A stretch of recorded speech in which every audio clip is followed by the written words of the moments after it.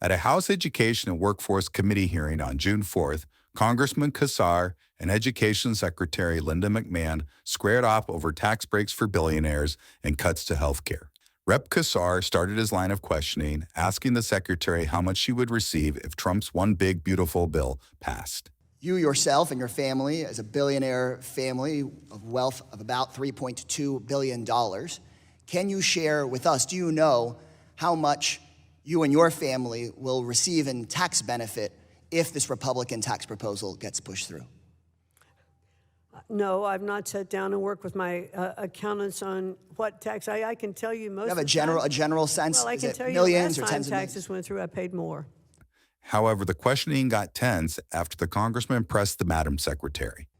And so you think that under this proposal, you will not, like the other billionaires, get millions or tens of millions of dollars in tax benefit? I think this is kind of a ridiculous line of No, questioning. it's not ridiculous, because here's what's important. The biggest bill being pushed by your administration for your average extremely wealthy person would give about a $4 million benefit. Your family is worth about $3.2 billion, so I imagine that you'd get millions of dollars in benefit from this tax bill. Does that make sense? Does that check out? I don't know. I'd have to let you know. By the end of the exchange, the education secretary refused to answer the congressman's question.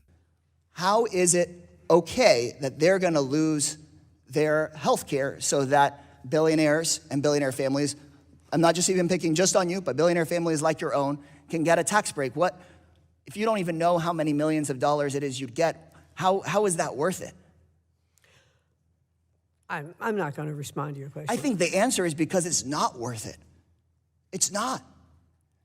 If you got $3.2 billion or $5 billion or $10 billion, going off the premise that there's going to be health care that is going to be removed from these children, I'm not sure that is a correct premise. So every single organization that's looked at this bill knows that millions of people will lose their health care. The latest estimate is at least 11 million people and families, because you wouldn't get the enormous savings that the Republican majority on this committee is looking for unless you kick those millions of people off of their health care. For more content like this, stay tuned for Congress Clips, and thanks for watching.